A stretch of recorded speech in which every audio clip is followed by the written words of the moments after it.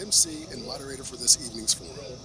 This forum is made possible through a collaborative effort between the Augusta Metro and Greater Augusta Black Chambers of Commerce. We would also like to thank the Salvation Army for the use of the Kroc Center's Chapel Theater for all of our candidate forums this week, and to acknowledge our media sponsor, WJBF News Channel 6, for their support in providing live stream services for our candidate forums through WJBF.com. The purpose of the forums this week is to provide voters with the opportunity to learn more about the candidates and their campaign platforms. Candidate forums this week have included: on Monday night, we heard from candidates from Districts 2 and 4. Last night, we heard from candidates from Districts 6 and 10. Those recordings are available through the Facebook pages of both the Augusta Metro and Greater Augusta Black Chambers of Commerce for viewing, as well as on WJBF.com. Tonight, we'll be hearing from all 9 candidates running for mayor. Before I introduce the candidates, I would like to tell you how the forums work. To begin, each candidate has been seated in alphabetical order. Beginning with the first candidate in alphabetical order, each candidate will have 5 minutes for opening remarks. Once we have concluded with everyone's opening remarks, we will then move to the question from our panel. Serving on tonight's panel are Ms. Ronique West, President of the Greater Augusta Black Chamber of Commerce; Ms. Sue Parr, President of the Augusta Metro Chamber of Commerce. Both of these organizations have developed questions from issues of interest to their memberships. No questions have been shared with any of the candidates in advance of these forums. Candidates will have 3 minutes to answer questions from the panel. Questions from the panel will be directed to candidates in rotating order. We have a timekeeper for our forum. The timekeeper will raise a yellow card when the candidates have 30 seconds left in their remarks, and a red card when the candidate must complete their remarks. For our audience in attendance, we ask that you remain respectful of all candidates and to not interfere with their comments.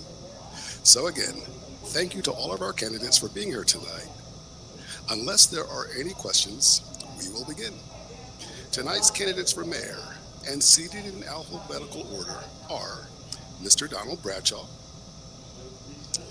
Mr. Charlie Hanna, Mr. A.K. Hassan, Mr. Robert Ingham, Mr. Garnett Johnson, Mr. Lucas Johnson, Mr. Stephen Kendrick, Miss Lori Miles, and Mr. Marion Williams. Mr. Bradshaw, please begin with your 5-minute opening statement.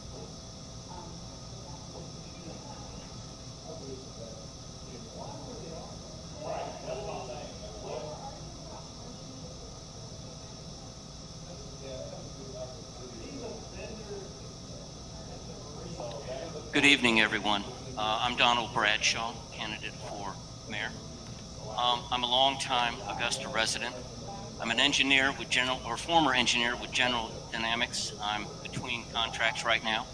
I also serve in the United States Army Reserve as a G2, division level G2 for the 78th Training Division up at Fort Dix, New Jersey. I'm very pleased to be here and meet everyone. I'm eager to serve as I have served the United States Army, you in a public capacity. I want to provide opportunity to all the citizens of this city.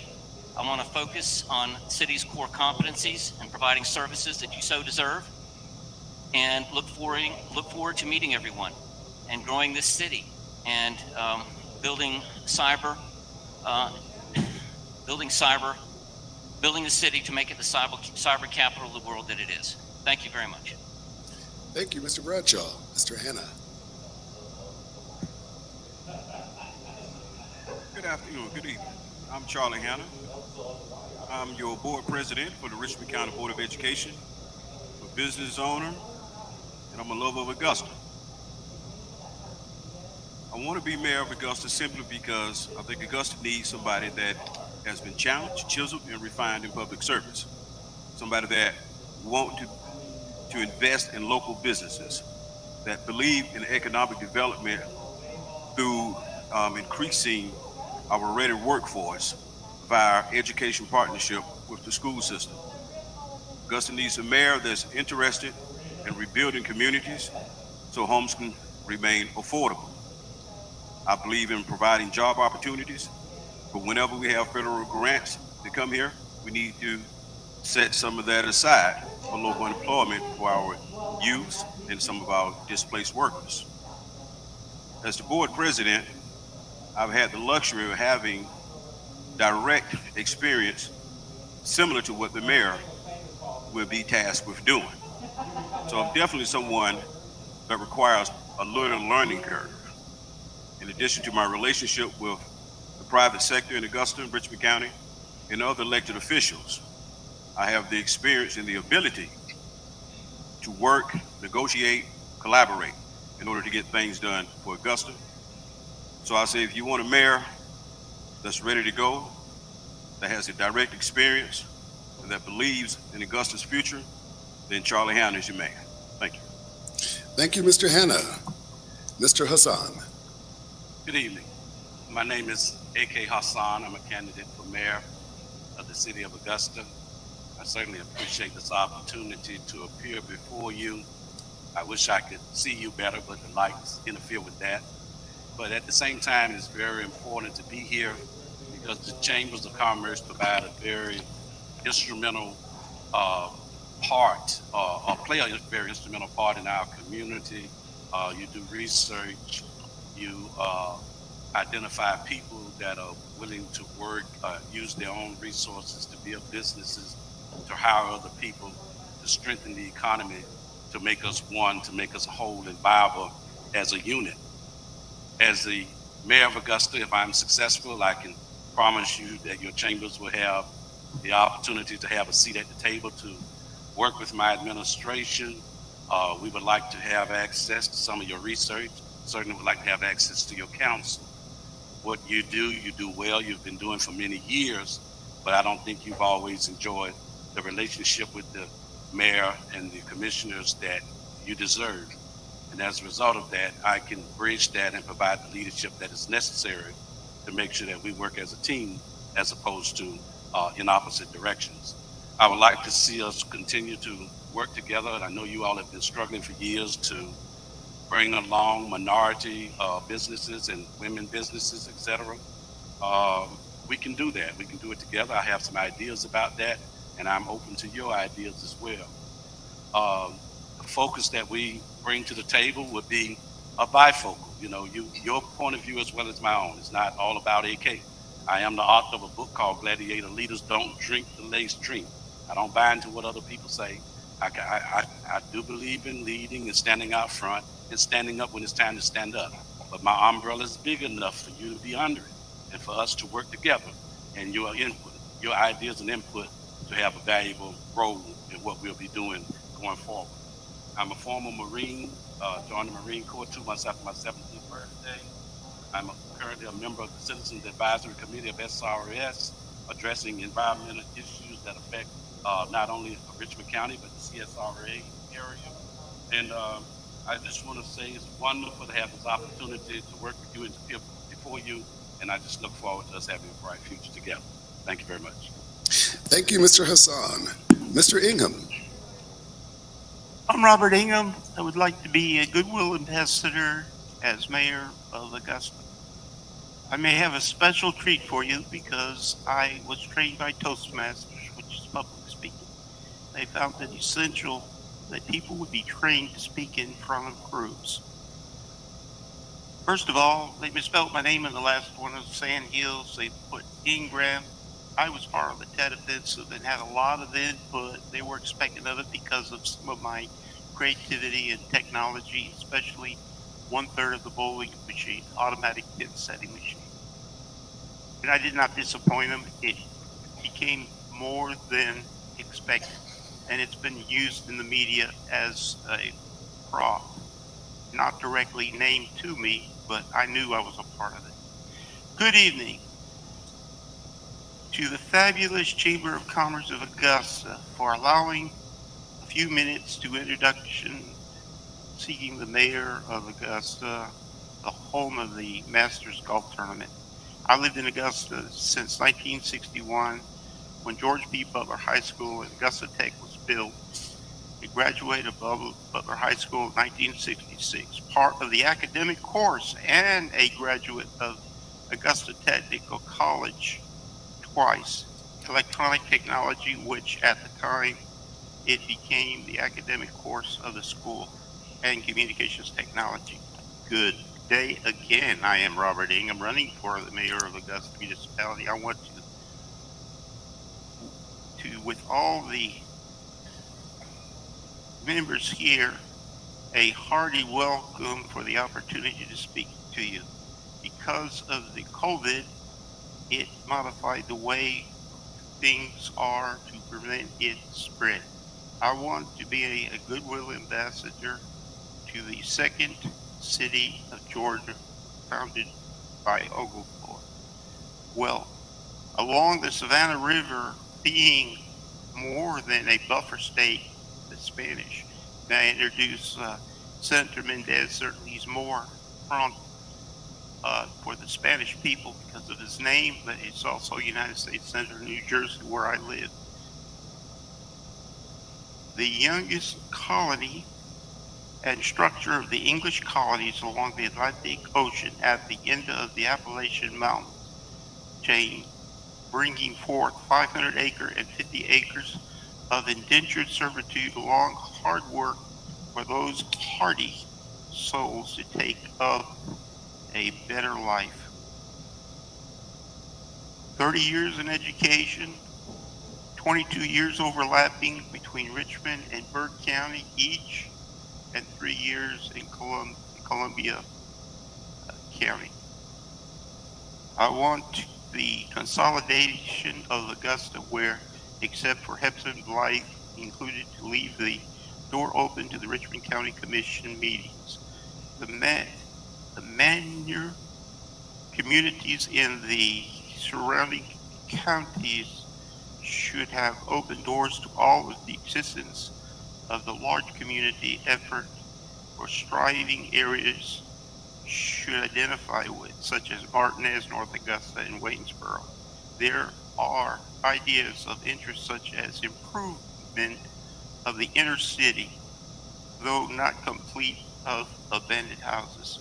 Regency Mall, final phase being at the end of the Appalachian Mountain chain with many underground streams, but the Augusta spirit to build on top of it, but the Augusta spirit will prevail as far as practical solution is not already done.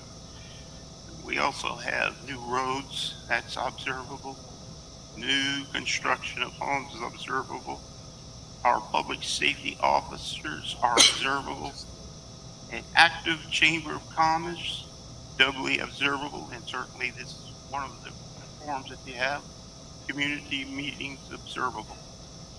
During World War II, just after, the Coca-Cola plants decided to put in 26 additional plants, not to punish the Germans, but not to leave them straggling for a loaf of bread with a wheelbarrow full of cash to buy a loaf of bread. These people were treated as people that were defeated nations. I'm Robert Ingham. I wish to represent the city of Augusta as a goodwill ambassador. Thank you for your time. Thank you, Mr. Ingham. Mr. Johnson. Good evening, and thank you, Dr. Robinson. First, I want to give thanks to the Greater Augusta Black Chamber and the Augusta Metro Chamber for letting this happen today, and happy Cinco de Mayo. My name is Garnett Johnson, and I continue to be excited about the opportunity of providing a different perspective on leadership to become the 85th mayor for the city of Augusta. I love this city. It's a place where I've raised a family, a place where I've grown a business, and I call it home. The Lord continues to guide my path, and that almost 12 years ago, my wife and I chased this dream to grow something small with no employees and no customers to a multi-million-dollar business, and we're proud of that. We're also proud to have invested in this city millions of dollars to create a corporate headquarters at the corner of 11th and Telfair Street. At the time, it was a den of homelessness and a lot of blight. So we have made the change to make Augusta great.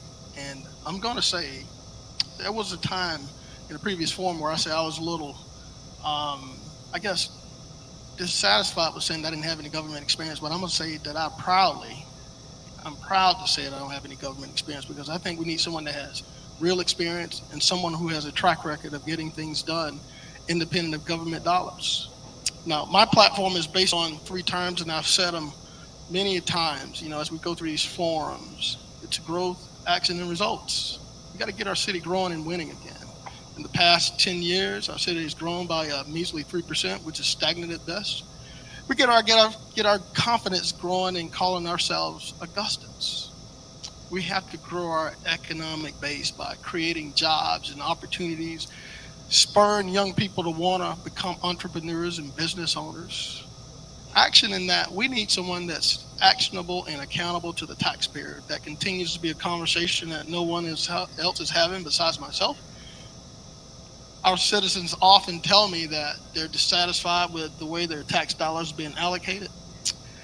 Inflation is hurting them in the range of increased gas prices, increased groceries. So they need someone that stands on their side. And I happen to be that person.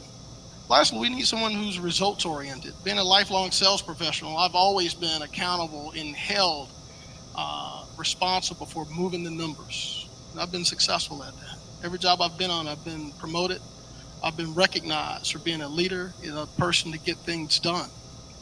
So my name is Garnett Johnson. I'm from Augusta, for Augusta, born down in East Augusta, where a lot of people say there's not a lot of opportunity. It tends to be the highest crime, highest poverty, with some of the lowest expectations. But with a praying mother and someone who stayed on my side, I was able to dig myself out of that, to graduate not only high school in Augusta, but I graduated from Augusta University. So I'm all Augusta. That's who I am.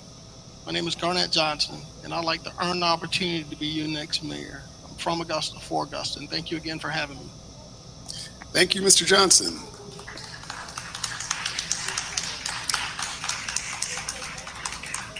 Mr. Johnson. Thank you, everyone, for coming out this evening to learn a little bit more about the candidates in the upcoming race. I'll start by introducing myself. I was born in Augusta. I've lived in Augusta all of my adult life. I graduated from Augusta University in 2017 with a degree in business management. I've managed a licensee chemical sales and a technical program for the nation's largest fire retardant wood treater, and now I currently work at Thermal Ceramics on Gordon Highway.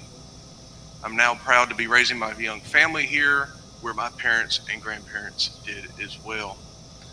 Augusta has a lot of many great things going for it.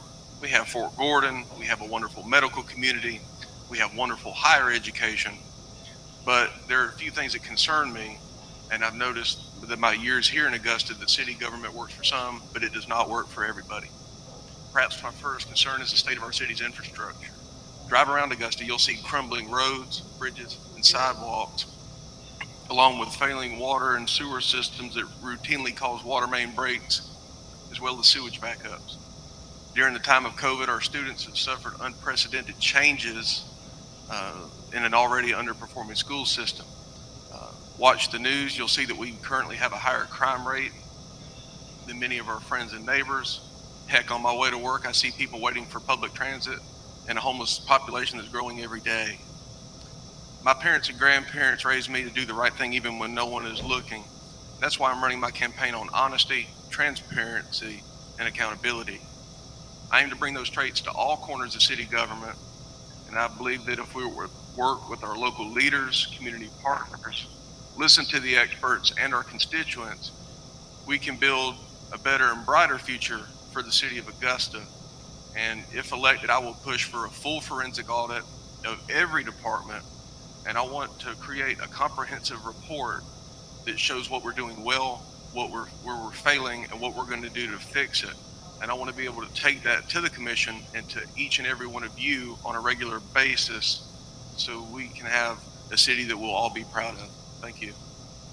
Thank you, Mr. Johnson. Mr. Kendrick. Thank you. My name is Stephen Kendrick. I am a candidate for the 85th Mayor of Augusta, Georgia. First, I'd like to tell you a little bit about myself. I was born and raised here in Augusta, Georgia. Went to Richmond County Schools, left and went to Florida A&M University, graduated magna cum laude with an undergraduate degree in business. Also went and attended there and got my MBA as well. Left Florida A&M and worked in various jobs throughout the country, but came back to Augusta, wanted to come back to Augusta to work with a family business, and did so for several years. I soon became tax commissioner in Augusta and served there for 13 years. I also have worked in several other capacities. I am a professor at Augusta University, Payne College, and also am a real estate instructor, broker, and agent. I've also had many leadership positions in the community, and I think it's important. Leadership matters in this kind of thing. So I've chaired the Augusta Economic Development Authority, chaired the Downtown Development Authority, the Boys and Girls Club of Augusta. I've been their chair as well. Greater Augusta Arts Council. I'm most proud of chairing the Youth Leadership Augusta program, which I started about 18 years ago and still goes on actively today. Experience matters when you are looking to hire someone to do the job we're looking at right now. Experience matters in everything you do, in any hire that you make. There's not anything you would do that you would not consider someone if you want them to provide a good or a service in which you understand what they do and what they do well. Well, our mayor needs to do a few things well in order for it to be effective for you and your families. The mayor needs to understand government and how government should work for you. The mayor needs to understand economic development and how to bring economic development to our underserved parts of our community. And our mayor needs to be community-minded, and that community-minded track record needs to have started many years ago for it to really be effective in this community. You sent me to the tax commissioner's office 13 years ago to an office that had poor facilities. It had employees that had low morale, and we were very inefficient. Many of you in this room probably were there and understood and can remember standing in those long lines. Well, we fixed that. And we did it based on the leadership that was provided, understanding how to motivate and inspire employees. And now we have a world-class office that many of you are proud to go in and say every day, this is how government should work. But economic development is just important in our community. And it's not just a phrase that we can use just because we think it's important. Economic development is about making sure we bring the right types of businesses to our community in the right spaces. And that comes with understanding how that's done. As chairman of the Economic Development Authority, I've been involved in some of the biggest projects to come to this community. Most recently, Pure Cycle, which is bringing over 200 jobs to our corporate park. And also Erebus, a German metals recycler, is coming there as well.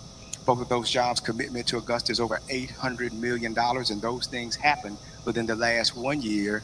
And those things, and there are many other things that are happening behind that. There's retail that's coming to the southern part of our community. We're working on that as well.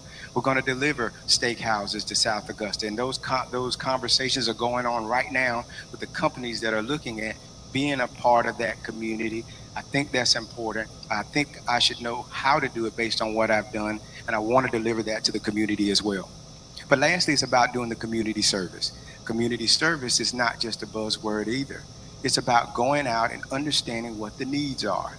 And I've been doing that for several years. The youth leadership program I started 18 years ago has graduated over 800 kids in our community that go out and become valuable parts of our community.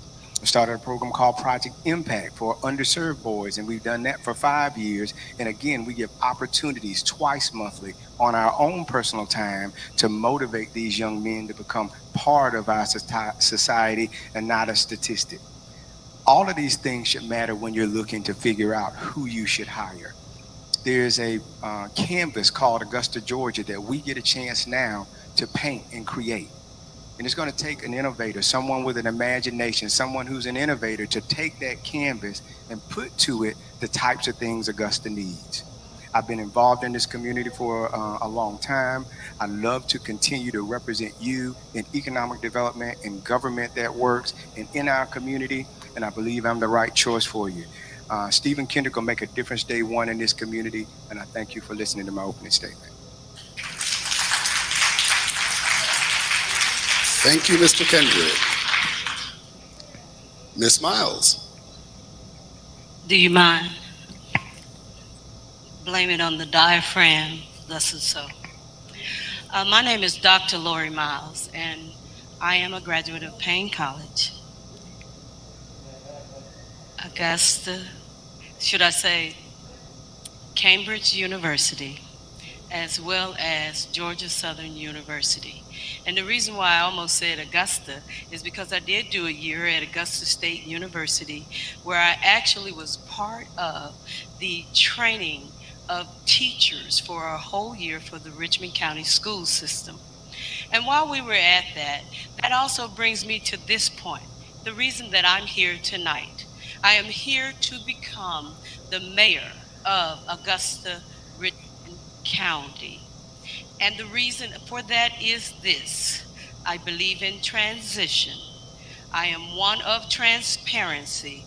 And last but not least, Augusta needs a person who's going to bring transformation to the city.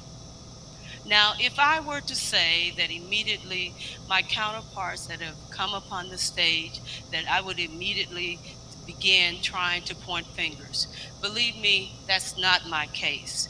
That is not even my platform. My platform is strictly this: it's to make sure that the city of Augusta has a viable chance. I knew in 2014 that I was going to run for mayor. I may not have known who was going to share the stage for me, but I knew that there was going to be transition, transparency, and transformation. So therefore, I made myself ready. I decided that not only in 2014, but in, of course, 1981, when I stepped off of the bus and I met several leaders here in this city. I admired their leadership. I admired the history of this city. I admired it to the point where I believed in preservation of our city. Not a time for tearing down, but for a time for building up. And I must say that with this, what is my platform again? Many see it, the pink vote. And as I have told many people, the color pink stands out.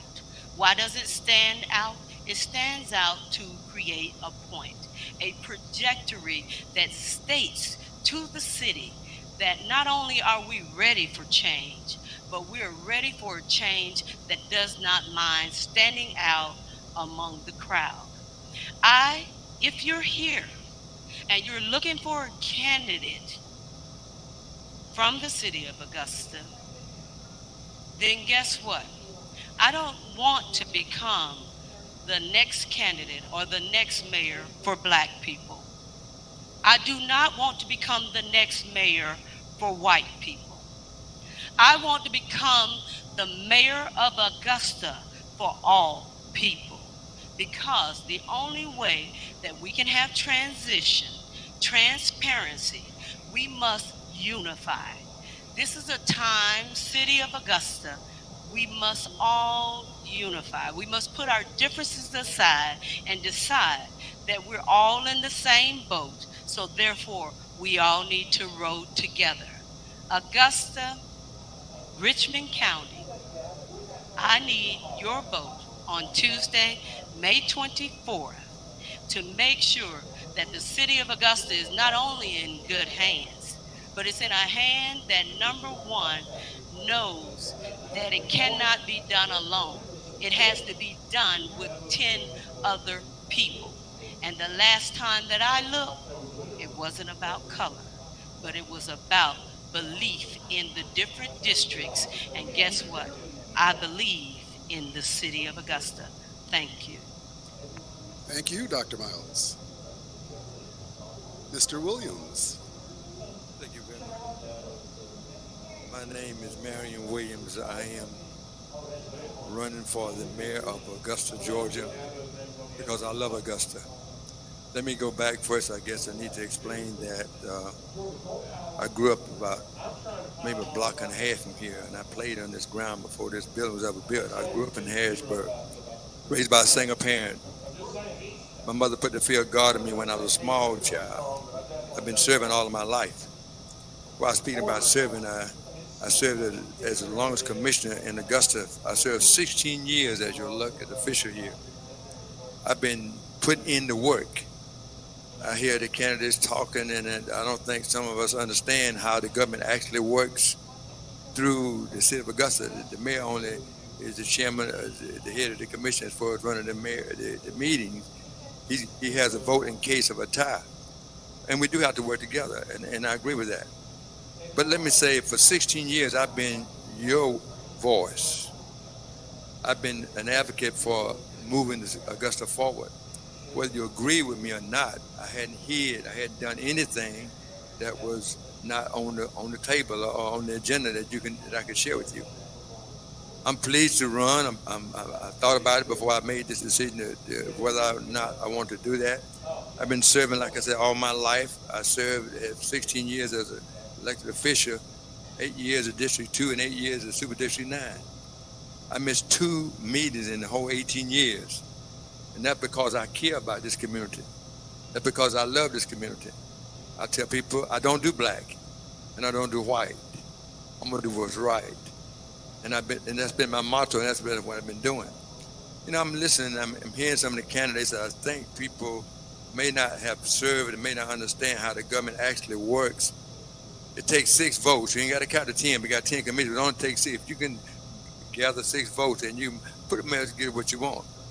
Well, at the 16 years I served, we got 95, maybe 98% of everything on the agenda passed. There was some things that we had to discuss. It's like making sausages. It's ugly when you make sausages. You have to beat them up and squeeze them and all that stuff. When you fry them on Saturday morning, they show, smell, and taste good. And that's the way government is. But I'm hearing some things like, oh, we're going to smooth this thing out. Day one, we're going to change this. Day one, we're going to do this. It's about the people. You got 200 plus thousands of people you got to serve. You got to understand what your job is. Too many times we don't realize it's like giving your kids 25 cents. And you got 5 kids, but you ain't got but 20 cents in your pocket. And then you got to break it up. You got to change some things. So I said all that to say that we got to serve this community. We got to serve the community well. I'm about transparency. I'm about doing what's right. I'm about exposing whatever it is. Now, I get criticized. I've been accused of talking too much. But let me tell you why I talk too much, because I want you and you and you, especially you, to know what's going on. That should not be in the courthouse secrets. There should not be a group that knows what's going on and the rest of us don't know what's going on. If it's government, the government belongs to the people. And I hear people saying, well, you know, we're going to do this and we did that. I hear the economic development. I've been talking about economic development the whole time. We got to do something to attract people to our city. We got to make our own tourist city, in my mind. By working with the commissioner and the mayor, who's presiding over the meetings, we got to work with him to attract people to our city so they can bring money in. We got a man, James Brown. I use every time I get an opportunity, I speak about James Brown, known all over the world. We got one statue for a man that's known all over the world. Now tell me what city would not been already doing something for a man with that kind of recognition. The way you travel, his name gonna come up. So I'm about moving the city forward. I'm about transparency. I'm about cleaning up. We got houses been boarded up in our city for 25 years, been boarded up. Somebody own those properties. Nobody even want to talk about it.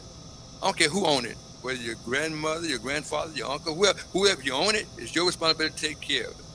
And the city need to put some rules or some codes in place that's gonna make you do that. That's the first thing we gotta do is clean up. Then we gotta put everything on the table so we know what we're dealing with. A lot of people don't understand this. Our water bill, your water bill goes up 3% every year. And that money goes to an enterprise. That money don't go to the general fund. We get a percentage out of that to go to the general fund. But the water bill goes up 3%. There's so much money in water, you can't count it. But you wouldn't know that. But I'm downtown, or at least I was downtown, and I know those things. Now, anything I said tonight, anytime I said something, I got a record to prove it. I hear all this talk because they hadn't been in there yet. So maybe I got a little bit of advantage about just being there. And I've been there for quite some time. So I see the signs. I got to quit that. Thank you so much. Thank you, Mr. Williams. Thank you for all of our opening remarks. We will begin with questions from our panel, and the first question will go to Mr. Hanna, followed by Mr. Hassan, and so on. Ms. Renique West will be asking the first question. If at any time you would like the question repeated, please feel free to ask. Many people feel it's time for change in Augusta Charter, but less clear about what that might look like. If elected mayor, would you advocate for a change in the charter? What is the process you would use to advocate for changes, and what kinds of changes would you advocate for? Well, I couldn't say that I would advocate for change at this particular time until I've had the experience inside that office. But upon my time, when my time ends, if I see that the incoming mayor probably could use some changes, then I would definitely be the first to advocate for him. I do believe that currently as the mayor, the power that resides is the power to convince and collaborate and to lead the vision. And if you're not capable of negotiating, collaborating, and leading efforts, then you're definitely not fit to be the mayor of Augusta. I understand what the job entails, and I also understand the rules and the roles surrounding it. So I'm not coming in looking to make change specifically to the charter for the job that I seek. But as far as my outgoing process, depending on my experience, then that might be something that I will advocate for in the future, but not now. Thank you. Thank you very much. Again, my name is A.K. Hassan. I do not advocate any changes to the charter, period. I think the charter, I've read it. The mayor has wonderful powers if they are understood. I am a member of the former City Council of Augusta. I represent in that capacity, having served with the mayor that had the power to vote, to name the committees on the City Council. And with that particular power, the mayor was able to usurp a lot of the powers that belong to the commissioners. And you've heard conversations about the reason for us consolidating was because of the actions of the mayors at that time, and that they raided the firemen's pension funds and the water works accounts and everything. And that was because the mayor had too much power. It is true that the mayor we have today do not have the power of that mayor in the old city. But the mayor today is not weak. The position is clearly misunderstood. And as a result of that, people perceive the mayor to be weak. I'm gonna give you some insight into why he's not weak. The mayor is not weak because the mayor is the chief executive officer of the government. It is his responsibility on a daily basis to oversee the implementation of the ordinances and policies and resolutions as approved by the commission. If you look at the fact that the mayor is the chief executive officer, and you look at the concept of government in America, where there's three branches of government, you have the judicial branch, the executive branch, and the legislative branch. The legislative branch is the most powerful. It makes the laws or the ordinances on the local level, et cetera, and it allocates the funding. But when you look at that concept, the legislature has no power, no overseeing power. Once it makes its rules, that's it. Until they convene and get a majority on something, they're without power. The actions turn over to the executive branch. That's where the mayor is. The mayor does that on a daily basis. Now, take this for example. The governor of all of our states is the executive officer of that government. The president is the executive officer of the United States. Nobody called the governors weak. Nobody called the presidents weak. The position is clearly misunderstood. So and one of the fifth responsibility that the mayor has is to repeal ordinances, or not to repeal ordinances, but to enforce the ordinances, as I mentioned before, that's approved by the commission or the resolution, etc. So when something is negatively affecting the people, it is the responsibility of the executive branch to come to the commission with recommendations, et cetera, to straighten out that process. And maybe I get a chance to talk about it a little bit more. I didn't intend to go into it tonight, but that position is clearly misunderstood. Thank you very much. I'm Robert Ingham, and I wish to be the mayor of Augusta. Early voting will start. It already started this week. I do have some experience through public connections and oral communications with the mayor in particular. Devaney was one of them. He provided streetlights and roads, which were capital improvements. Said he bankrupted the city. Again, McIntyre, we know that by happenstance and because of the culture, there were no blacks in the Philippines when the Japanese decided to run over it. He claimed to be a soldier out there, and it was not my provision to tell yes or no, but absolutely listen to the chief executive of the city. And he's an outstanding mayor, of course. And our current mayor, I heard he was term limited, and all of a sudden they found some things that were not above board. The media was using it. We still recognize the mayor as the chief executive. Again, I'm Robert Ingham. Not only do I wish, but I'd like to be the next mayor of Augusta. Thank you.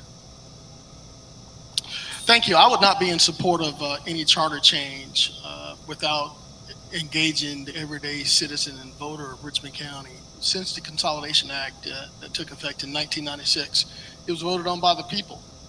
I would not be in support of it being done by the commission, the legislative delegation, nor the Georgia General Assembly without allowing the citizens and the voters of Richmond County deciding if they wanted to address the charter and make any changes to it.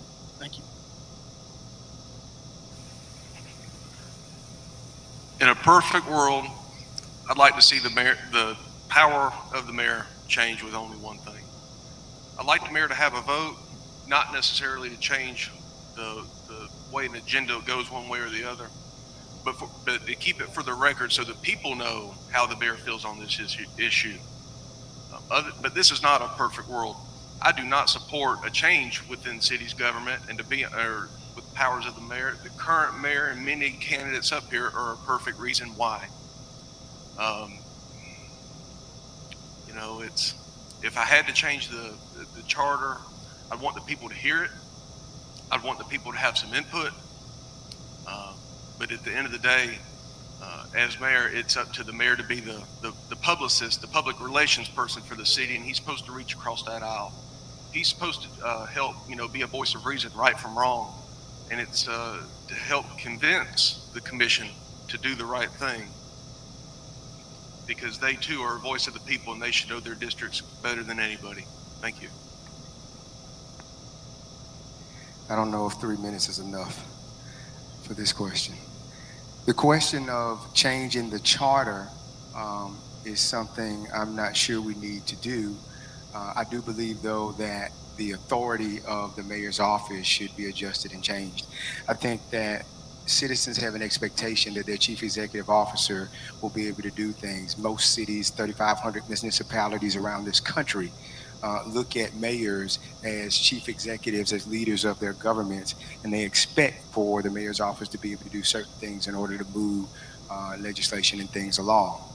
Our mayor's office, the way it's set up now currently, the split between the mayor and the commission, if you had it as a balancing act, it is heavily out of balance. And I think that is contrary to what citizens need and what they want.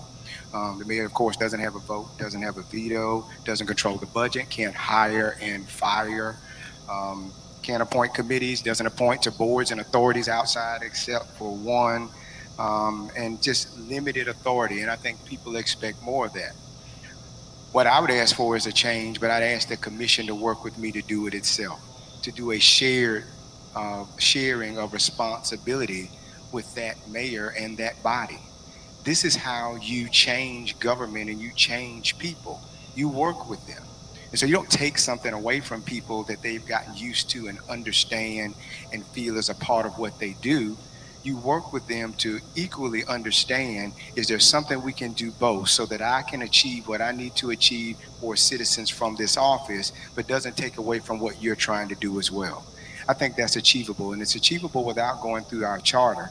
Our charter speaks to many things, but there's many things the commission can do, as it's been mentioned, amongst themselves. I think a better alignment between the mayor's office and the administrator's office is easily done. The administrator's office was not a part of the original charter, and many people think that it was, but it was created in May of the year after the charter change on the commission floor. That commission who changed that can certainly go and change the way that alignment is so that the mayor has more direct authority with the actual administrator who works in the building every day with the mayor all day. That is just one of the things that I do, but I think that that happens when you work with that body. No need to go to the legislative delegation and ask them to make that change. It is a working arrangement between 11 people who all want to do what's good for a community, and you do that by working together. And I think that shared responsibility, that shared accountability is able and possible if you ask for it and you agree to work with people.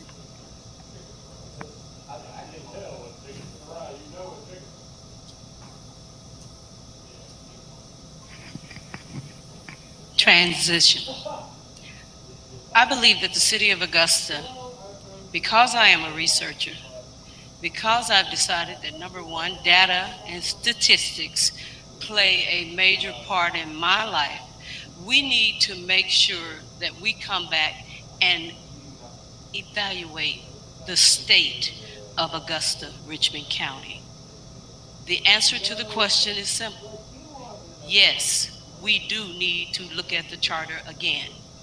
It has been 21 years since 1995, when of course this charter was established.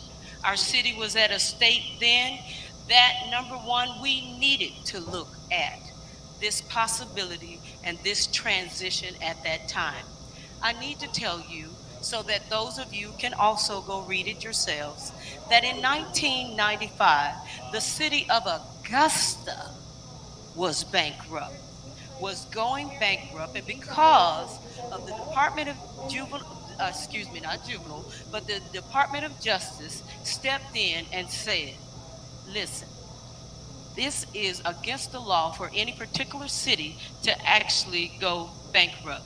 What we need are the legislators to come to the table, and what we're going to do is draw up a plan that looks at the state of Augusta, where we can make sure that the city of Augusta is successful, not only now, but in its future. Well, they did that. Well, of course, what happened was they said we need to bring Richmond County in it as part of this partnership, because they are benefiting from some of the things that were around. But the people in Richmond County, which were in the further out suburbs, said, we don't want it where we get forgotten. And what I'm telling you now is that now Richmond County is not only carrying the city of Augusta, but what is actually happening now, we have forgotten Richmond County. Part of my platform, which is pink, that does say this: no neighborhood shall be left behind. And there are definite duties that the mayor is assigned to. One of those is, of course, the assignment of our city administrator as far as a nomination that comes forth. And also we need to make sure we look at the commissioners, because the commissioners, we need to make sure we're not our own personal mayors within. We are one body, one city, and our name is Augusta, Richmond County.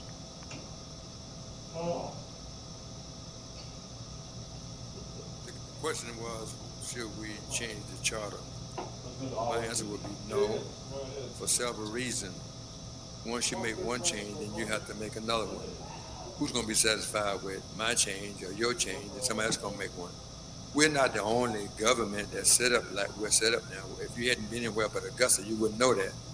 But across the country, across the United States, there are other cities who has what they call a weak form of mayor, meaning a mayor has no vote. We're not unique in that. The administrator do the hiring and firing of department heads through the elected official. 6 votes approved the administrator to hire and fire department head. Under that, the administrator can hire who he or she wants to hire and know how to come to the department head. But when you start making changes, you better know where you're going to end up at. And most times we make changes on the top, but we don't know what the bottom is going to look like when we finish making no changes. So my answer would be no, we don't need to change the charter, because if you start making changes, somebody else is going to want to make other changes. And if you make one for you, you need to make one for me. Mr. Bradshaw. Yes, I like to be clear and concise. Would I change the charter? No, not at this time. What I would do is I would review it. It's part of the process. You need to review documents from time to time. As the city progresses and evolves, you need to look at these processes and these policies, and that is one of them. It may need to be changed at some point in time. At this time, I probably wouldn't change it. Now, if I was hungry for power and wanted to be king of Augusta, then of course I'd be changing it. But that's not me. I want to be representative of the people. I want to be representative of you. Thank you. Thank you all for your first response to our initial question. Our next question will come from Ms. Barr and will first be directed to Mr. Hassan, followed by Mr. Ingham. Good evening to all of you. In order to be an effective mayor for Augusta, what do you consider to be the primary responsibilities of the mayor's office? The mayor, as I alluded to earlier, is the chief executive officer of the government, and he has a very unique position, again, to emphasize strength rather than weakness. The president and the governors are the chief executive officer, as is our local mayor.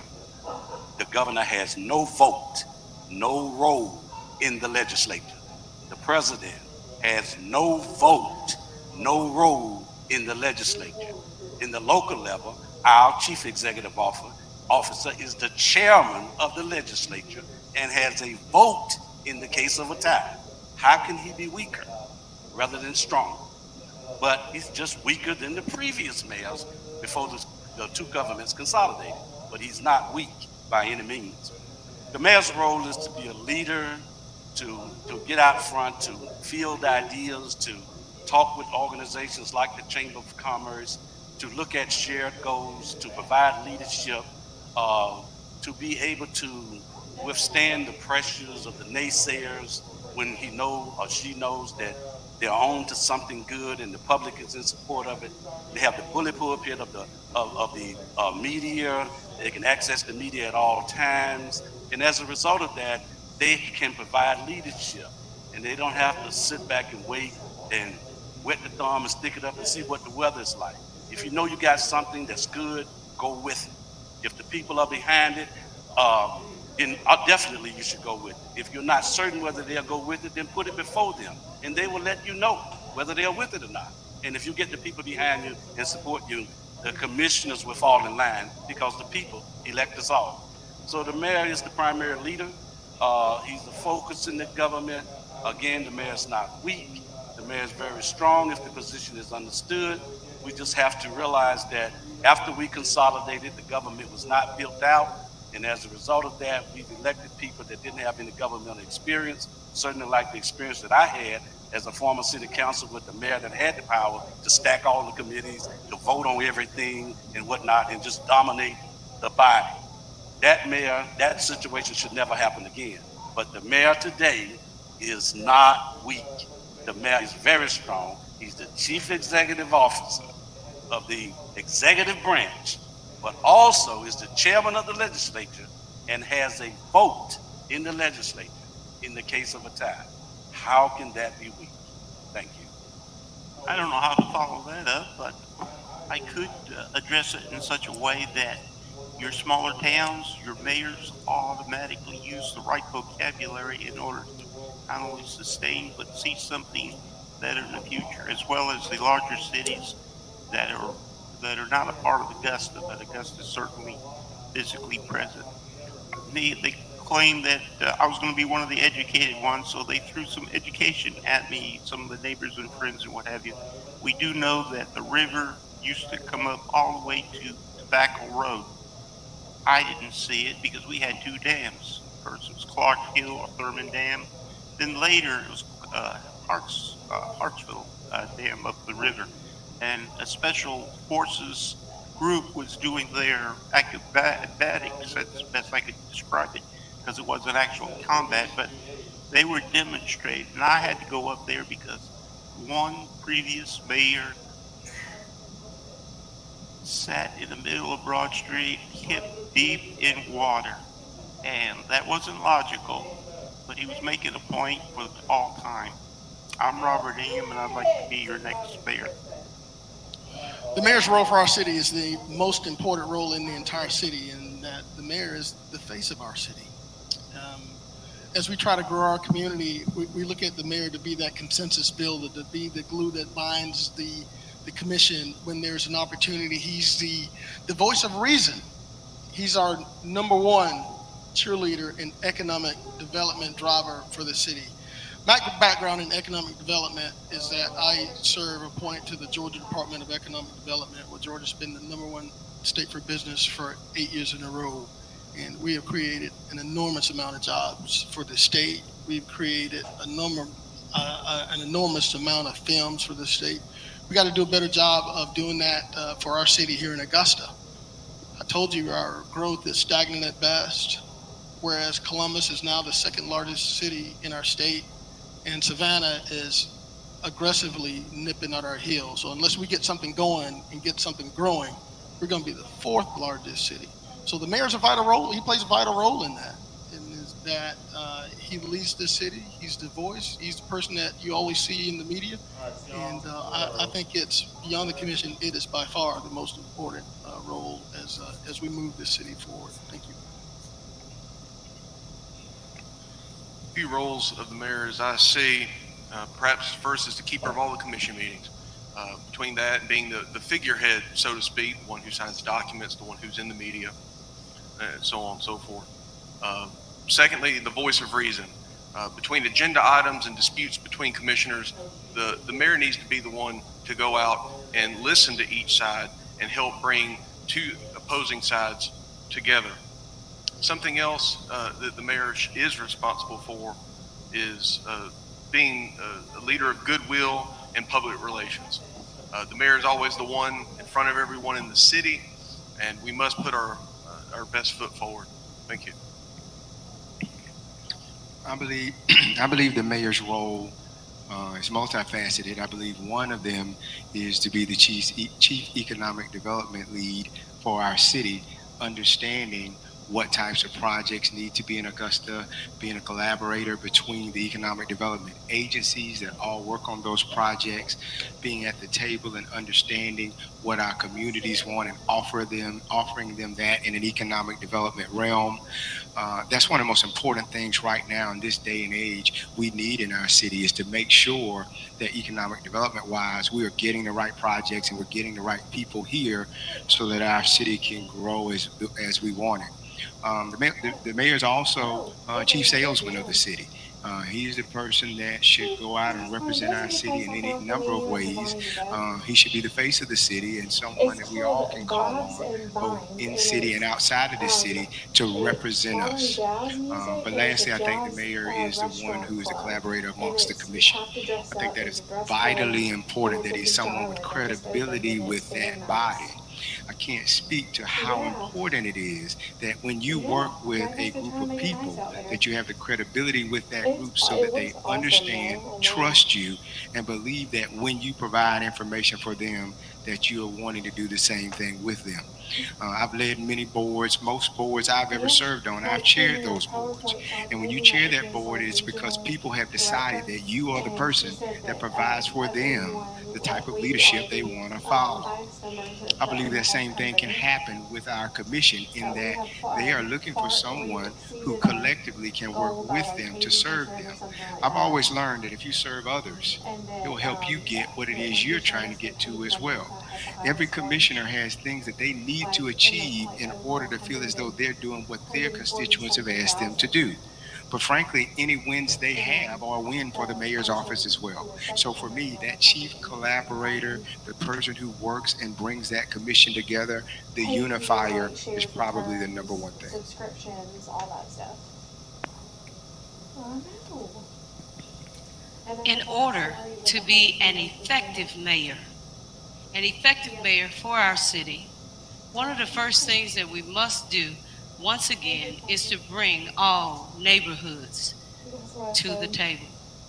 How do you do that? You do that, of course, through your commission. Bring forth, should I say, the elder.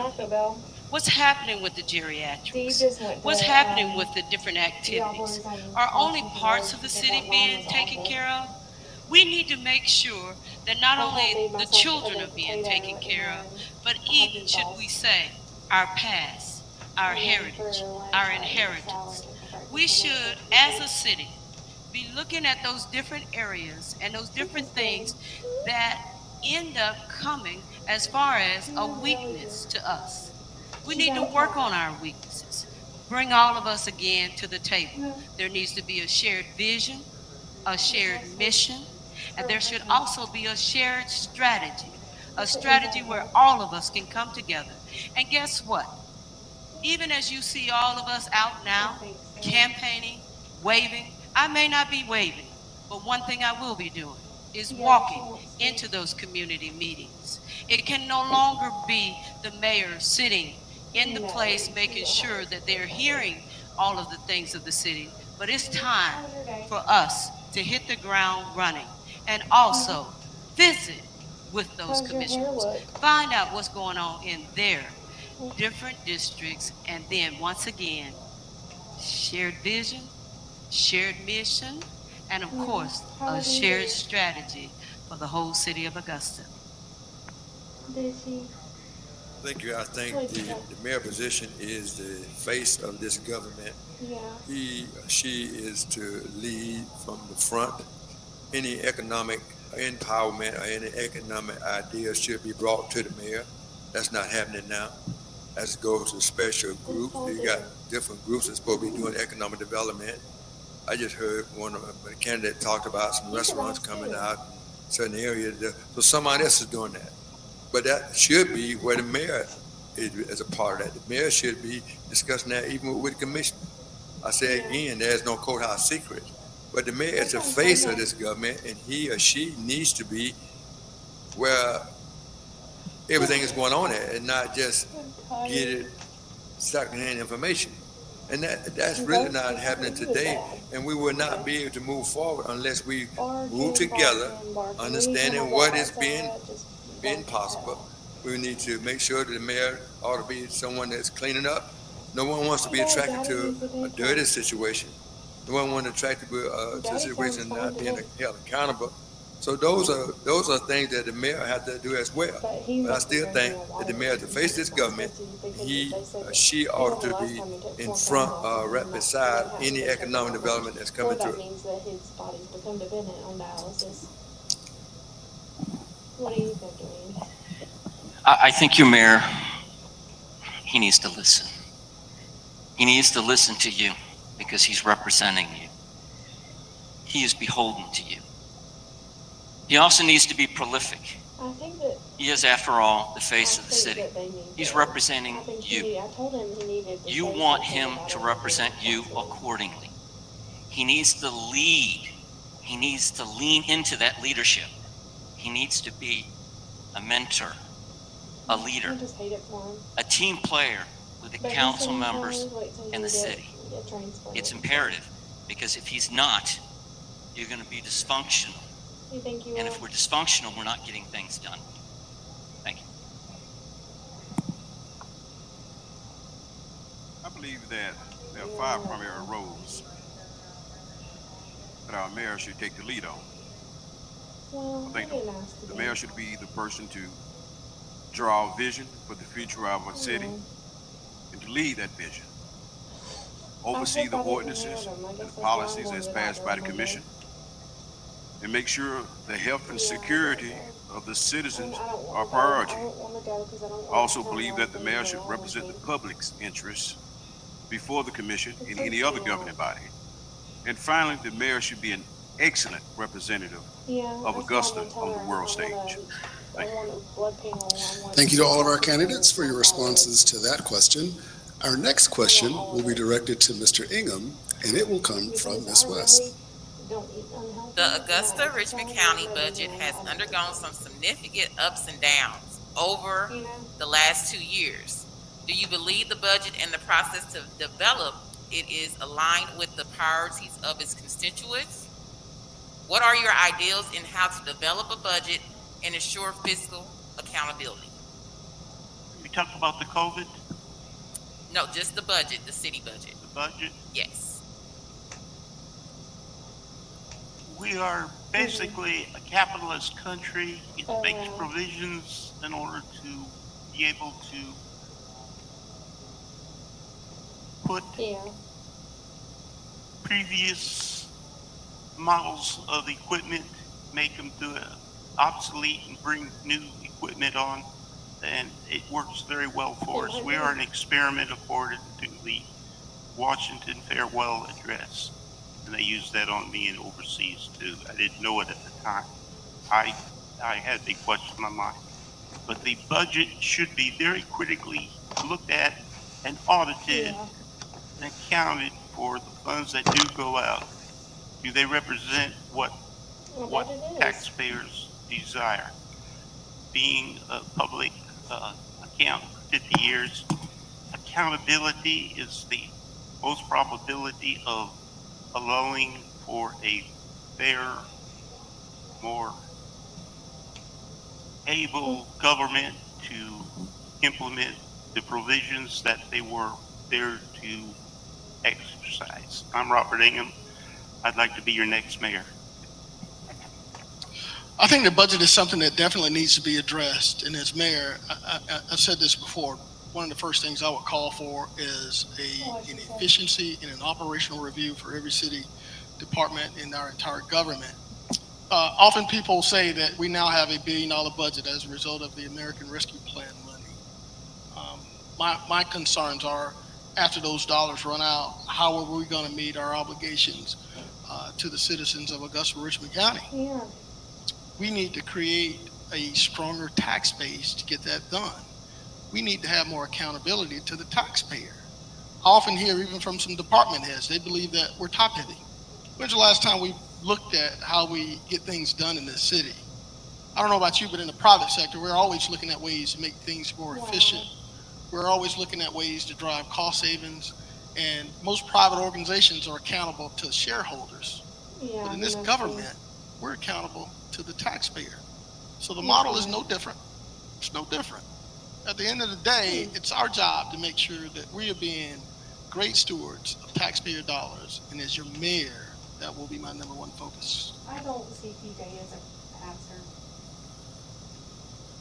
As previous candidates have said, and commissioners and whatnot tell us that we have $1 billion budget. God, goodness gracious, that's a lot of money. At the end of the day, you know, we must, there's budgets ups and downs, and it must be aligned with the constituents. Heck, before I decided to run for mayor, I combed through the budget.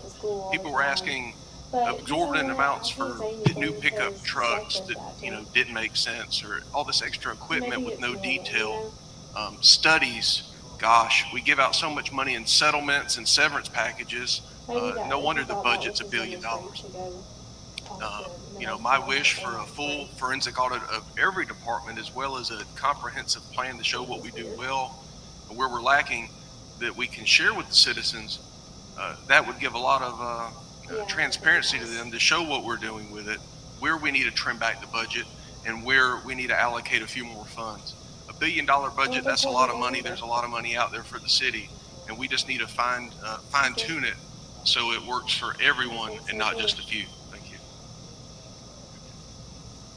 I think we need to build our budget, beginning with our direct line managers and directors who build those budgets, by training them better how to build a budget. There are many department heads when they start with the city of Augusta and elected officials that I've had to train on how to build those budgets, because those things aren't taught to them. And so when you're building a budget and trying to understand how to create the line items to service the constituents and do the things in your department, those things have to be trained and taught. Those things aren't currently done, and then you have to align those with the constituent needs that your particular department needs to work on. So if you're a department that is responsible for grass cutting and you have to build the budget, and by the way, there are 4 departments that cut grass, and we got to fix that.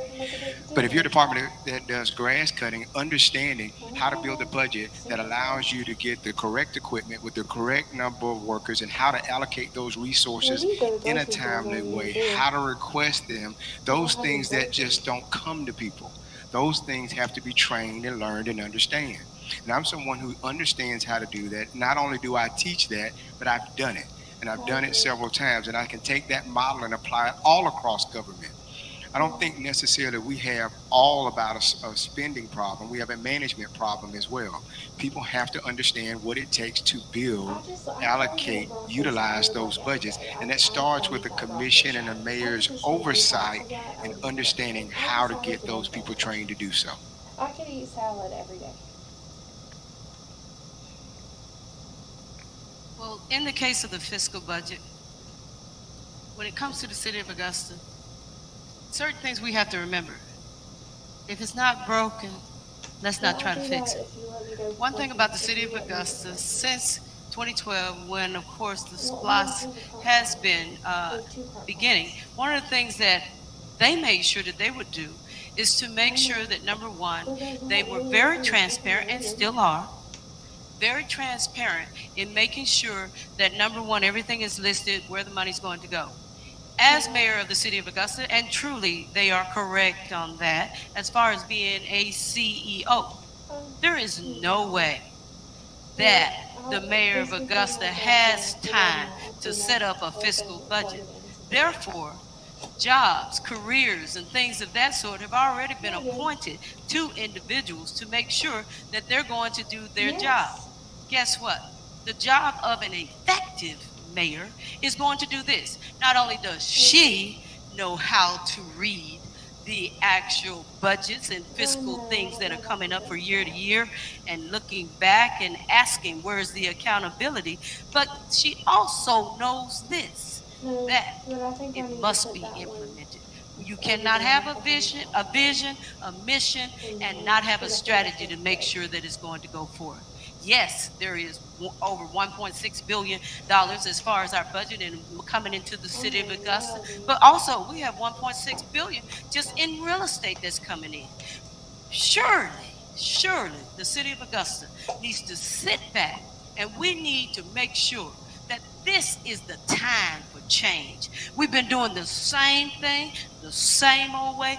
Now it's time to put someone in that is not only educated in it, but has not only a degree in leadership and development, but is also ready to look for the team to make sure that it gets implemented and the accountability stands fast. Thank you.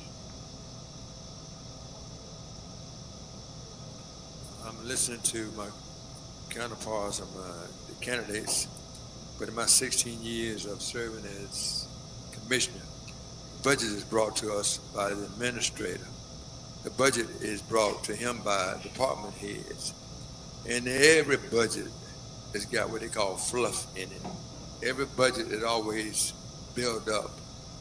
When you're talking about government, and I'm remembering back John Clark when I was a young man and I heard about the military, they was charging some kind of enormous price about some simple stuff because it's government. But I think the mayor and the commission ought to be able to look into that I've been accused of talking too much, but I'm asking questions about the automobile. Somebody mentioned about why are we buying an automobile because it's New Year. In budget season, our fleet management, we got people that come from Washington, D.C. and buy our police cars and take them back to make taxi cab drivers out of. So if they're no good to chase criminals, they're certainly no good to run for taxi cab 24 hours, 7. So those kind of things, when you watch the budget, you got to know what you're dealing with. You got to know who you're dealing with. Yeah, there are some things that need to be changed. There are some things that need to be looked at. But there's no magic wand you're going to wave up here and say, hey, that's going to do it. Because it's government. And anytime there's government, there's going to be there needs to be some eyes looked at it very close. Thank you very much. Know what you're spending. It's pretty rudimentary and straightforward. It's no different than the rest of us. If we spend more than we earn, we end up with deficits, and then we end up in serious trouble. So therefore, the city needs to focus on this.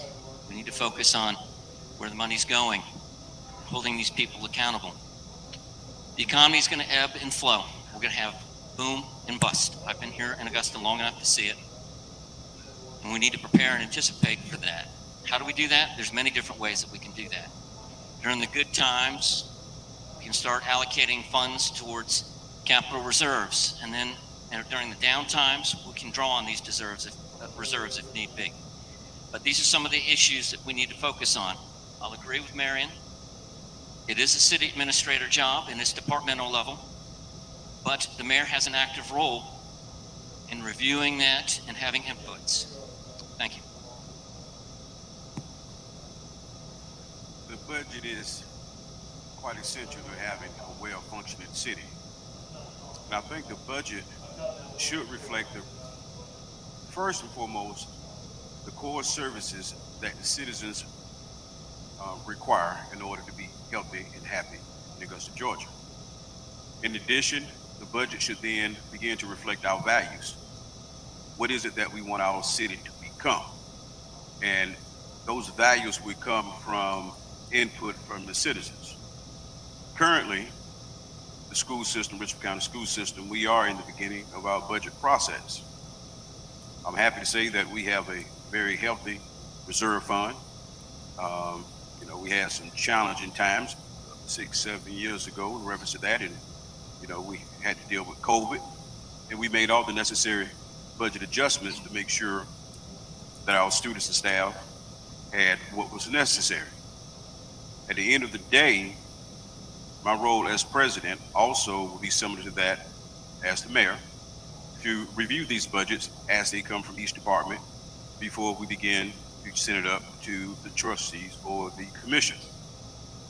But I will leave off by saying it must reflect core services of the citizens first, and secondly, the values of our city. What is it that our citizens want our city to become? Thank you.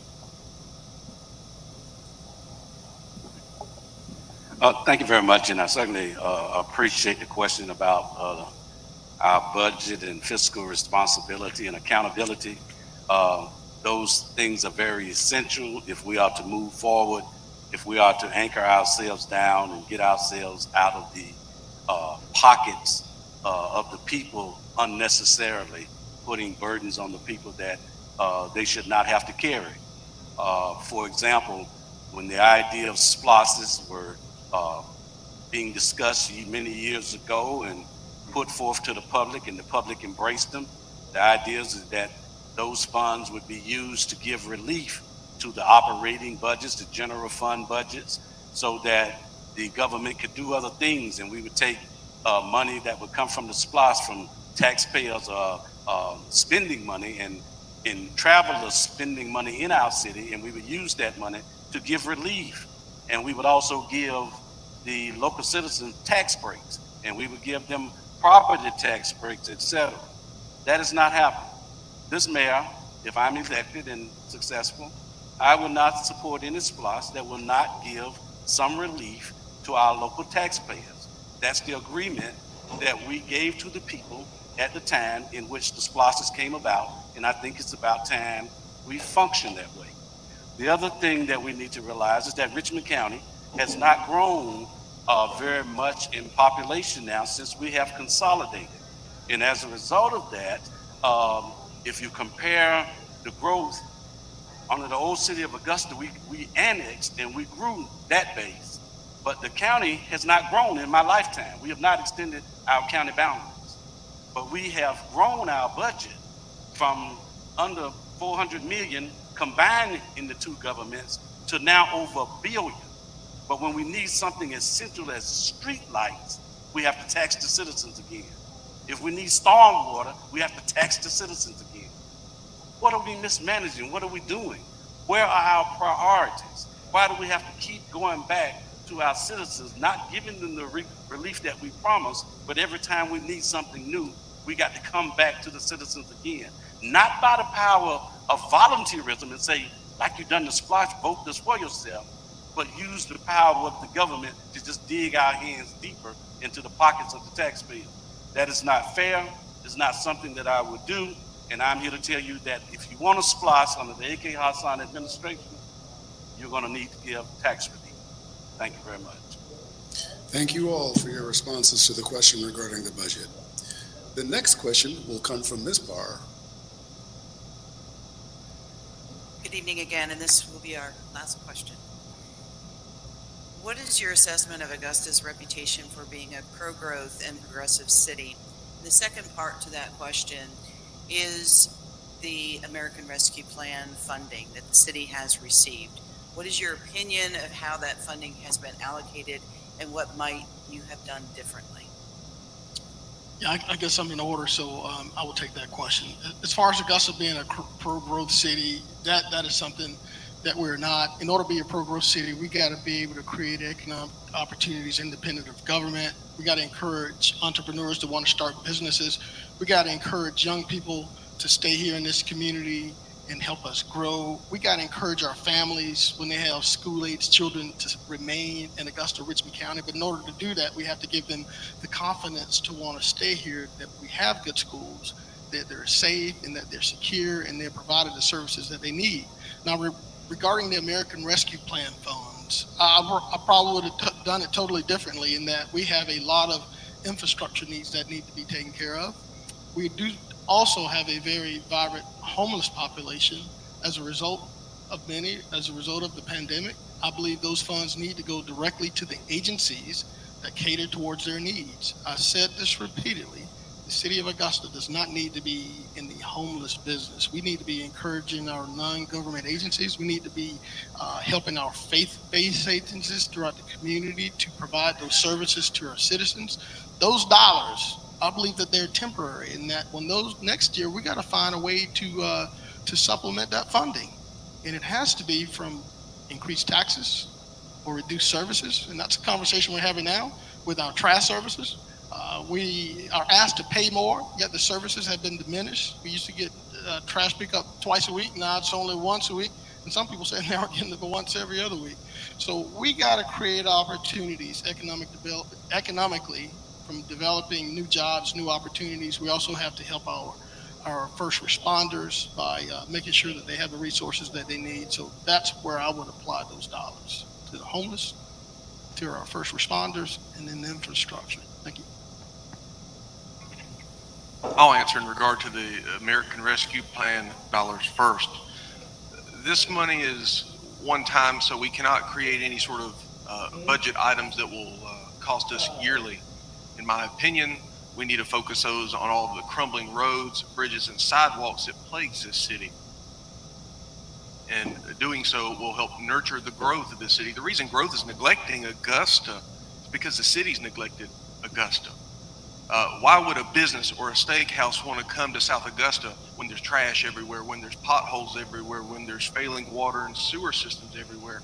Heck, there's, restaurants and other stores, heck, they have to be on a septic tank. The CSRA has grown tremendously in the past few years. And why is Aiken County and Columbia County eating our lunch? Well, the schools. Charlie, I know you're president of the school board, but the school system sucks. Safety, gosh, go to look at Columbia County. Sheriff Whittle handles that and he nips it in the bud. We got to work with our sheriff We got to work with our school board. We have to hold these people we got to hold them accountable. If they're not doing their job, they need to go.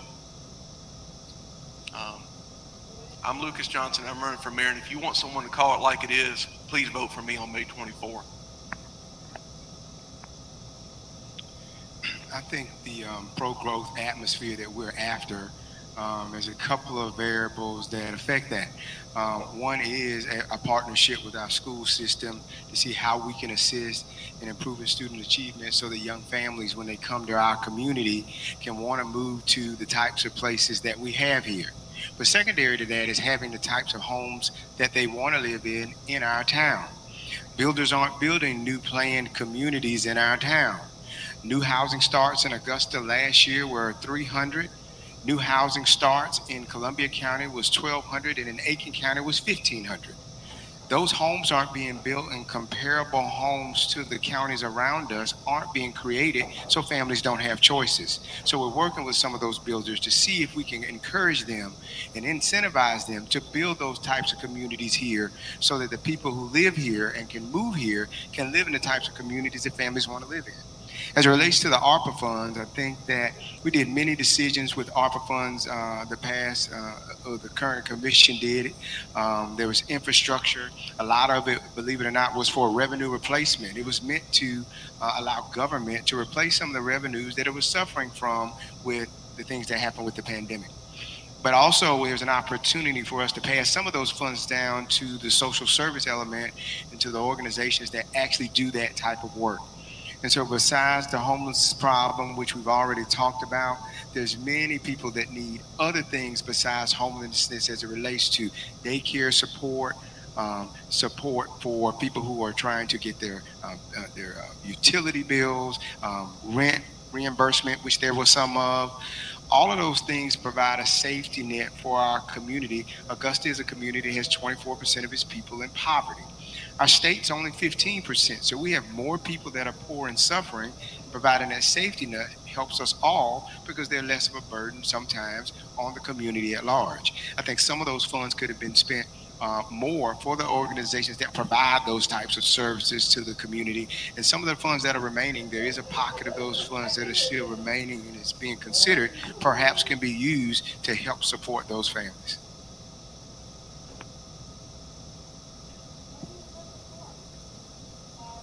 I'm glad that you mentioned the pro vote.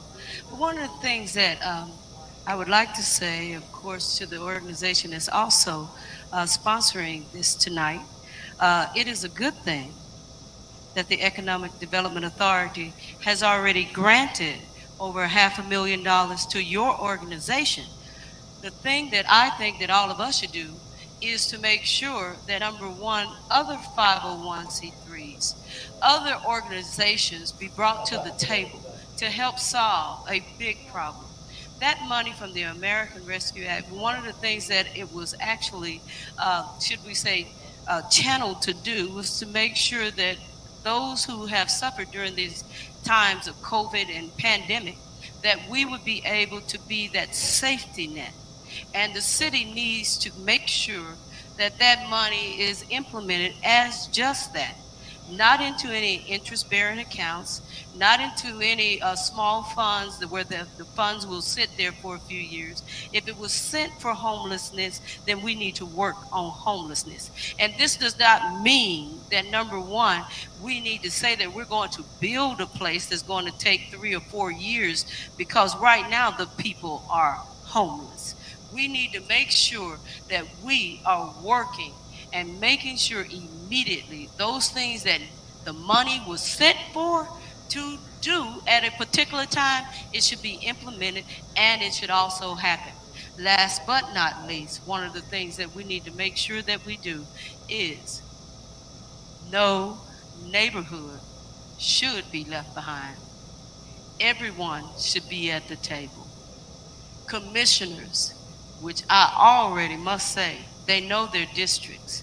Then let's make sure that we all keep that shared vision and make sure that we all pursue a better Augusta, Richmond County, because I must beg to differ. And this is truly simple. Years ago, the tax money, 50% of it, went to education, to make sure that education and the things education needed, we were their safety net as well. Now it's going to the sheriff's office. And guess what? It needs to go there. We need to be the undergird. We need to be the safety net. And of course, City of Augusta, as always, on Tuesday, May 24th, you need to vote Dr. Lori Miles as your next mayor of the City of Augusta, Richmond County. The American Rescue Act money is very much needed, but I think we have to be really careful as to what we set up with that, because after the fund has been depleted, then where we're going to get the funds from to continue. No one talks about maintenance when you set up anything. When you set up any building or any program, there's got to be some maintenance to go with that as well. But we always leave that out. Then we look around, well, look how dirty, how trash it is, because we hadn't set up the maintenance part of it. Someone mentioned about the school board and what the money they're getting. The school board gets your tax money until you're 65 years old. And if you don't go down there and take your name off the list, they'll continue to get till you're 85. So the school board gets their money. I think Mr. Hannah said that, the school board doing well. So this is not about the school board. This is about trying to move the city forward. First of all, we got to figure out what we want to do and why we want to do it. If you realize that Augusta has been here in this location, same group of people, the districts are divided differently. Some districts are thriving, some districts maybe not so much. So we got different needs in different areas. You got different people who are needing those roads fixed, and some people say, my road's okay. Some people got abandoned houses. Some people say, well, my house is okay. So every district is not the same. But saying all that to say, we got to figure out we want to move forward and move. No one is really want to take the hard steps, make the hard decision to go ahead and do something. We've been talking about it, but then you get a group on this side say, oh, we don't need that. A group on the other side, we don't need that. And then we end up staying where we are. But unless somebody is bold enough to understand that we talked about this, we researched this, and it don't take a rocket science to figure this out. Just look what's happening in other cities. Look how they're thriving. Look what they're doing. Then bring that same thing to your city, the same ball bouncing your yard. It's the same way. You got to reinvent the wheel. We look around, I heard somebody say, Columbia County, I don't care what Columbia County does. I want to build something that will draw the people of Columbia County to Augusta. But we're not doing anything. We're just talking. And everybody got all the answers, but ain't nobody doing. I mean, I can name a lot of projects that people have been proposing, but nobody's doing anything. We're scared to take a chance. Some of the people are business people now. You take your money, go to Vegas and spend it, that's on you. But you take the taxpayer money, go to Vegas, you have a problem. So we got to understand where we are and what we're doing. If you're elected to this position as the mayor or the commissioner, you got to make those tough decisions. You got to look at what working in other cities. Previous mayor, I'm going to close with this. The previous mayor brought the mayor of Charlotte, North Carolina to Augusta, met with all of us at the restaurant on Washington Road. He said to us, they send 100 people a year to some city to see what they're doing to do economic development. They're drawing people to the city.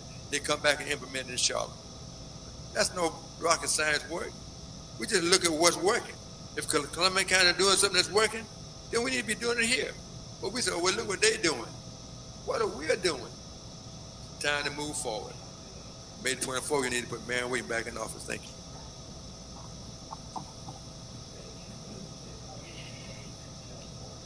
So, regarding the funds, pretty straightforward in my opinion, parity and precedence.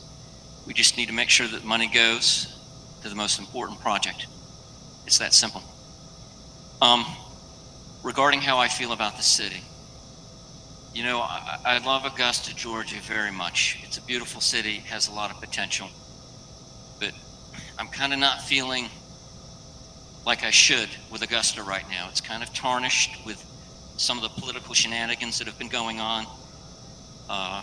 We see a lot of trash, overgrown properties, etc. This desperately needs to be changed. It really does. We need strong leadership. We need fresh, new ideas. We can't continue business as usual. We need new ideas, new people, fresh perspective. Bradshaw for Augusta, Bradshaw for mayor. Thank you. First, I would like to endorse what Mr. Bradshaw just said, and I will move a little stronger in reference to trash. We do have a lot of trash in Augusta, Richmond County, and a lot of trash in our political environment. A lot of trash talking, very little walking. A lot of people interested in self-preservation instead of moving Augusta forward. A lot of folks talking unnecessary smack about our school system. So I'm kind of off track just a little bit, because if you are a graduate of Richmond County School, then you've got to be what you say the school system is, because you're a product of that. So we have to be mindful of that.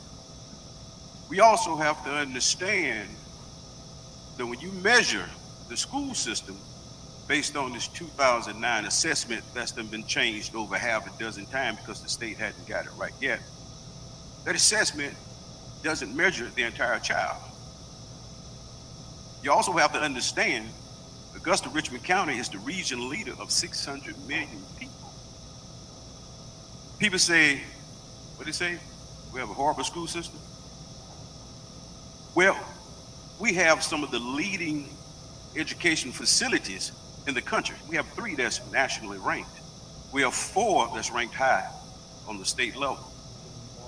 We have nationally recognized trade technicians. Manufacturers come to Augusta, Richmond County because they need what we have, trade technicians. We are a manufacturer. I say we're a manufacturing school system, so let's respect where we're at. We produce the workforce for the CSRA, SRS, and my colleague can attest to this, have come to, matter of fact, he definitely can attest to this. They've come to us because they need what we can provide. We got paint manufacturers out of Atlanta. They come to Richmond County. What can you do for our students? What can your students do for us? Come on now, let's keep it real. You're gonna talk about the school system. Let's talk about the positive aspect. We produce the workforce. We provide the abilities for young folks to live, to raise a family, and for other folks to come here. I was essential in the Marion Trade Center. Why? Because manufacturers was coming to us in 2015, 2016. We need more trade techs. So guess what? The school system, we answered that. Textron came to us. We need technicians to help make our golf cars. What we built? The RPM. Of course, I couldn't get into the ARP and all the other stuff, which I would have liked to, but I apologize, but I have to defend our school system because our school system is all of us. Thank you.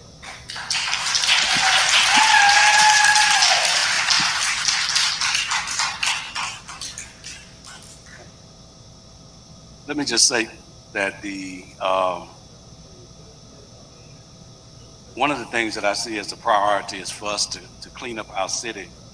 And if I'm successful to be your mayor-elect on May the 24th, one of the first things I would do is reach out to Augusta National and try to form a partnership with them in terms of assisting us with, first of all, training our horticulturists and our arborists so that they can have a knowledge of how to not only design and lay out our green spaces, et cetera, and maintain those green spaces, but also clean them up quickly when we have overnight, bad weather, et cetera, when Mother Nature interferes.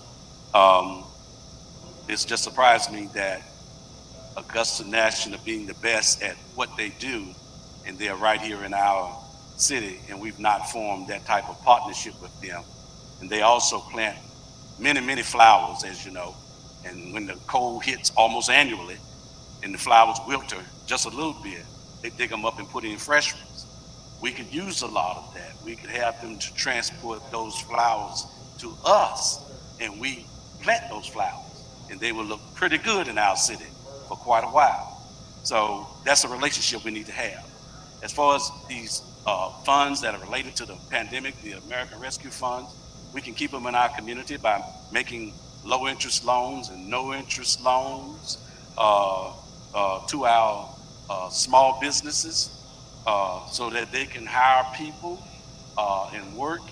And we shouldn't always be worried about making them pay every penny back, as long as they have people that are employed and making money, and they're paying the salaries, and those folks are spending that money in our local economy and keeping our economy going. Do we have to always ask the small business people to pay back every penny we give them? But we give away all types of tax breaks and grants and forgivable grants and everything to large industries. We need to be much more sensitive in terms of growing and anchoring down our small business community, because in the end, they are the ones that stabilize us.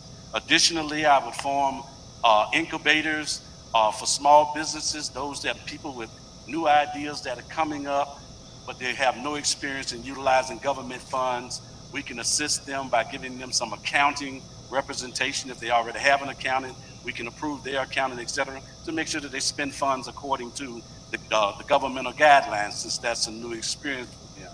And we can also do that for community-based organizations, churches, et cetera, because we need to get them involved in this overall community fight to be better, to improve, to be one, to be united, to have a vision and a goal behind a strong leader. And I believe in strong leadership, and I plan to lead by example. Thank you. This is Robert Ingham, pro-growth city, and no matter how high they go or what they say, we can count on their lifelong partner. We call it love.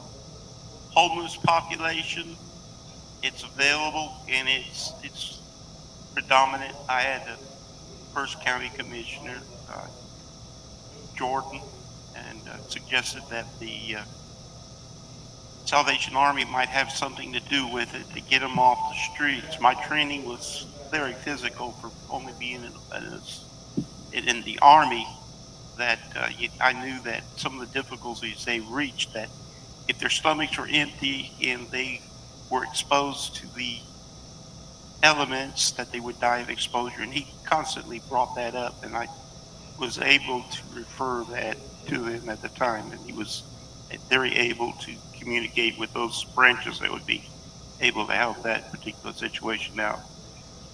Then there's abandoned houses in the inner city. It's not complete. COVID.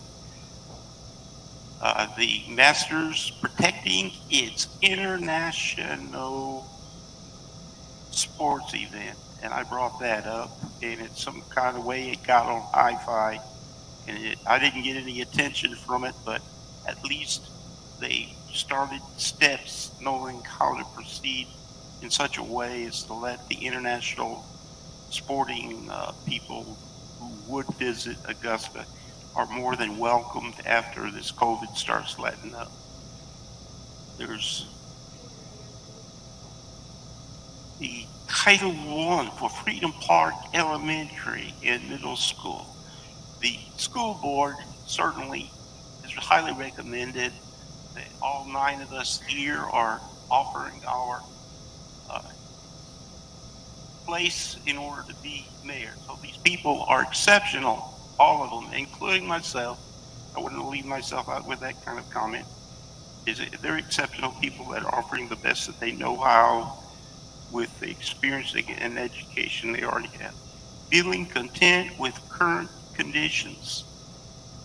Bowles and Boardman, they set up whole subdivisions. And the comments you listen to as a youngster, that he was a Catholic, $5,000 per house over Fernwood, across from Butler.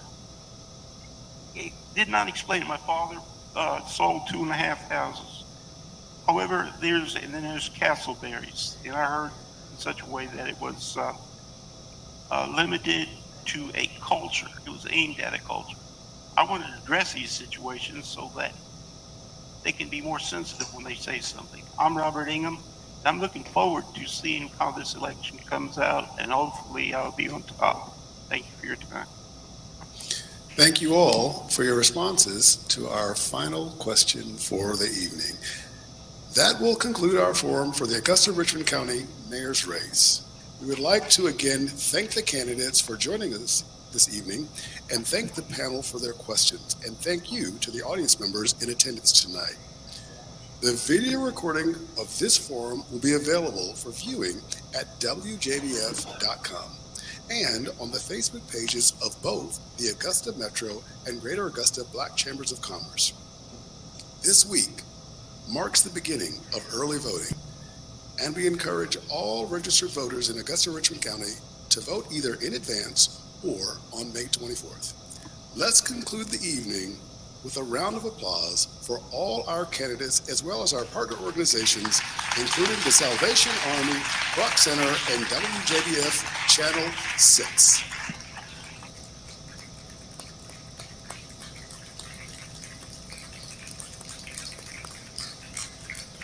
Thank you and good night.